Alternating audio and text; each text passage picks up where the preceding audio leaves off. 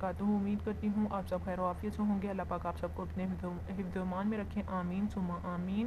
تو آج ہے ہمارا دوسرا دن یعنی سیکنڈ ڈے۔ تو آج ہم پڑھیں گے انگلش میں تعظیم و تکریم کے الفاظ یعنی گڈ ایٹیکیٹس۔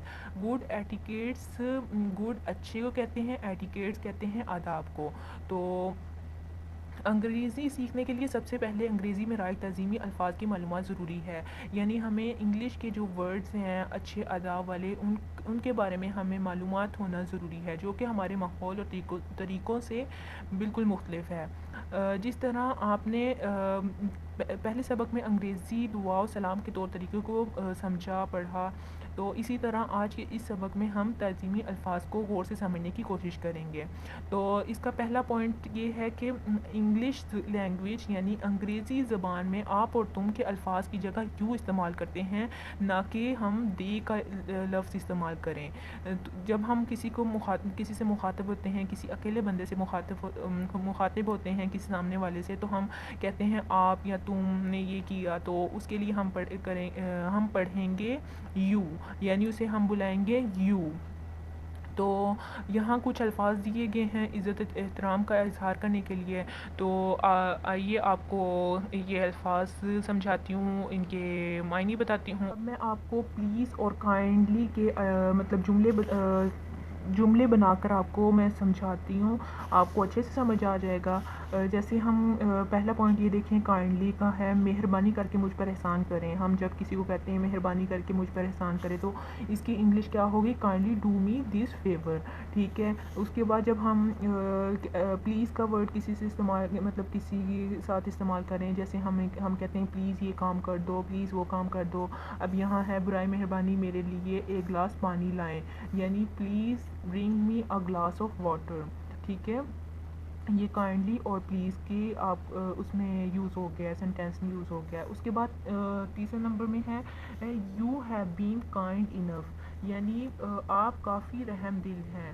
تو ہم کسی کو یہاں کائنڈ کا ورڈ استعمال کیا جو ہم نے پیچھے پڑھا ہے، کائنڈ کا مطلب ہے رحم دل، یعنی آپ کسی کو کہنا ہو کہ آپ کافی رحم دل ہیں، تو ہم کہیں گے یو ہیو بین کائنڈ انف۔ تو اسی طرح چوتھا پوائنٹ ہے برائے مہربانی مجھے وقت بتلائیں یا مجھے وقت بتائیں، تو ہم اس کے لیے استعمال کریں گے کسی سے ہم نے کہنا ہے ہم نے پوچھنا ہے، وقت پوچھنا ہے، تو ہم نے کہنا ہے please tell me the time, ٹھیک ہے۔ تو اس کے بعد پانچواں پوائنٹ یہ ہے کہ مہربانی کر کے میری مدد کیجیے۔ کسی سے ہم نے مدد لینی ہو تو انگلش میں ہم اسے کیسے مخاطب کریں گے، کیسے بلائیں گے؟ Please help me, please help me, ٹھیک ہے۔ اس کے بعد ہے یہ تھے ہمارے پلیز اور کائنڈ کے مطلب پلیز اور کائنڈ کے الفاظ تھے جو ہم نے جملوں میں یوز کیے، جیسے ہمیں پتہ چلا کہ ہم نے کسی کو کس طرح مخاطب ہونا ہے، کسی کے ساتھ کس طرح مخاطب ہونا ہے، کسی سے ہم نے کیسے بات کرنی ہے، تو یہ اچھے آداب میں سے یہ آ جاتے ہیں الفاظ۔ اب ہم پڑھتے ہیں جب ہم نے کسی کے ساتھ احسان مندی کا اظہار کرنا ہو تو اس کے لیے کون سے الفاظ استعمال ہوتے ہیں؟ بہت کامن یہ استعمال ہوتے ہیں الفاظ، جیسے کہ تھینک فل، ویری گریٹفل، ریئلی گریٹفل یا گریٹفل، تو ویری مچ تھینک فل، جیسے یہاں انہوں نے یوز کر کے بھی آپ کو بتایا ہوا ہے Mrs Gul I am thankful to you, Mrs Gul میں آپ کا شکر گزار ہوں۔ اور یہاں پھر ہے دوسرا استعمال کیا ہوا ہے Mr Riaz I am grateful to you, Mr Riaz میں آپ کا احسان مند ہوں۔ یہاں گریٹفل کا استعمال ہوا ہے یعنی احسان مند ہوں، یہاں تھینک فل کا ورڈ استعمال ہوا ہے یعنی شکر گزار ہوں۔ یا ہم کہتے ہیں ویری مچ تھینک فل جب ہمیں کوئی چیز دیتا ہے یا مطلب کسی نے ہماری مدد کی تو ہم اسے کہتے ہیں تھینک یو یا تھینک فل، تو ویری مچ تھینک فل، تو یہ والے ہم لوگ الفاظ استعمال کرتے ہیں۔ تو یہ بہت کامن ہے، ان کو آپ ذہن نشین کر لیں تو انشاءاللہ آپ کو بہت فائدہ دیں گے۔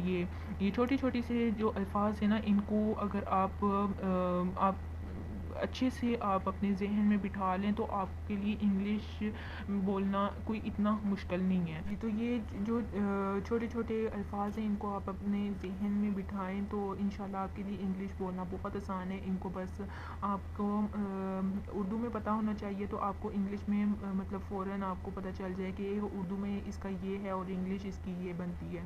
تو تو اب ہم پڑھتے ہیں اگلا پوائنٹ، لاسٹ ہے، جیسے کہ یہاں انہوں نے اگلا پوائنٹ میں بتایا کہ اگر آپ کو کوئی چیز دینا چاہے یا آپ کی کسی بھی طرح مدد کرنا چاہے تو ہم اسے مطلب اس چیز کی ہمیں ضرورت نہ ہو یا اس مدد کی ضرورت نہ ہو تو ہم اس کے لیے کون سے الفاظ استعمال کرتے ہیں.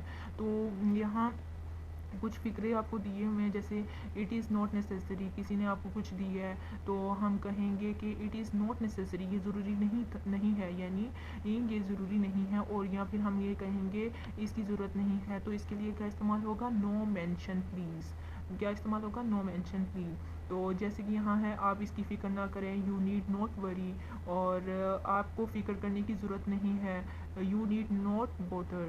تو یہ تھے آج کے چھوٹے چھوٹے کامن سے الفاظ، ان کو آپ سمجھیں اور اپنے ذہن نشین کریں انہیں، تو انشاءاللہ آپ کو بہت فائدہ ہوگا. تو انشاءاللہ ملتے ہیں نیکسٹ ویڈیو میں.